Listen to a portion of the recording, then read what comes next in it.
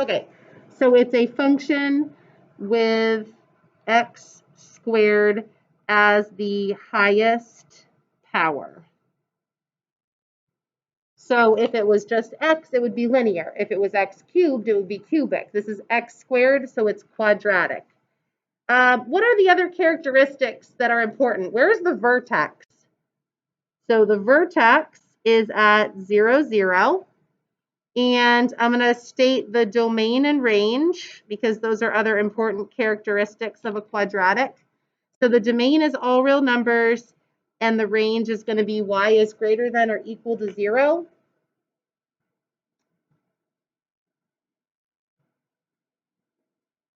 Oh, the other thing I'm going to write down after vertex, because we're going to talk about this, it has an axis of symmetry at x equals 0.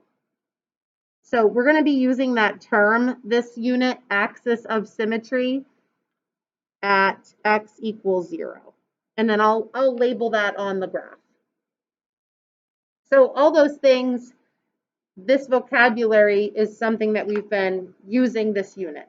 So we're going to make a table of values. I want to show you how the table of values is different than the one that we made for absolute value. So we're still going to do x, y, and we're still going to do -3 all the way up to +3 in the table for the x values. But this time, instead of just making them positive, like we did with absolute value, we have to square them. So we have to multiply the number by itself.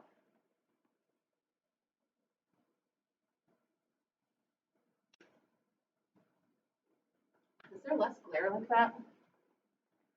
Seems darker, doesn't it? A little bit. So when I square a negative number, it actually becomes positive. -3 times -3 is +9. -2 times -2 is +4. And then -1 times -1 is 1. What's 0 times 0? 0. And then guess what? This graph is symmetric because my y values are 1, 4, 9 on the other side of the vertex as well. This is not a constant rate of change, right? The y values changed by 1, then they changed by, 3? Then they changed by 5. So this should not look like a straight line, like absolute value. It's a curve.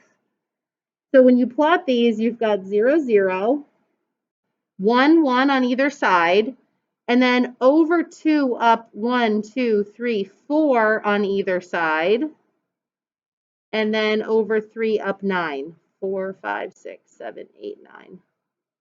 So it should be this U-shaped curve with a vertex at the origin.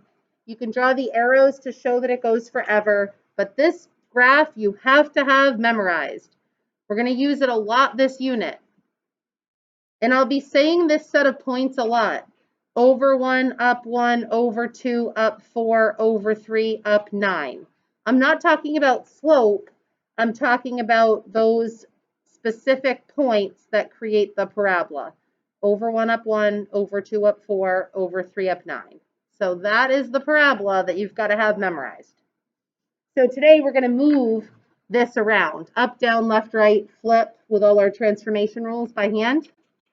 So on the back page, just to introduce you to an application problem, we're going to need to know some quadratic functions that are given in different formats. This is called standard form. But this time I graphed it for you. So it just says this function represents the profit. So it's how much you make as a function of selling price of a new hairdryer. So let's just analyze this graph together. So if I sell the hairdryer for $10, right, how much profit do I make? I make $0 of profit. If I sell it for $20 or $30, now my profit's a little bit higher. And then at $35, they're telling me I've reached the peak. What's my profit? $12,500 in profit. It doesn't tell me how many I'm selling. And then as I start to charge more for my hair dryer, my profit goes down, probably because it's too expensive, overpriced. And then at $60, I'm not selling any. My profit is zero. So I'm just breaking even. So it says, what are the x-intercepts on the graph and what do they represent? So it's 10, 0 and 60, 0. And they're basically the cost of the hair dryer to break even, right? Zero profit is actually not a bad thing. I didn't make a profit, but at least I didn't lose money, right? If you're making a negative profit, now you're losing money. So at least if you break even, no loss, no gain, you wasted your time, but at least you broke even. And then what is the maximum profit the company can make? I want you to notice the maximum always is going to occur at the vertex of a parabola. That's the peak. So the selling price is $35 selling price. The profit will be $12,500.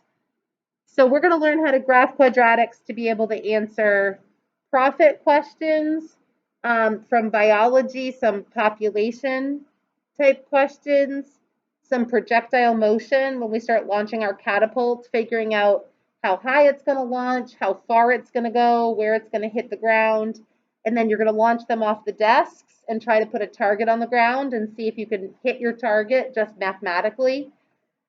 So there's a lot of quadratics in real world, especially with gravity. All right. So the other part I wanted to do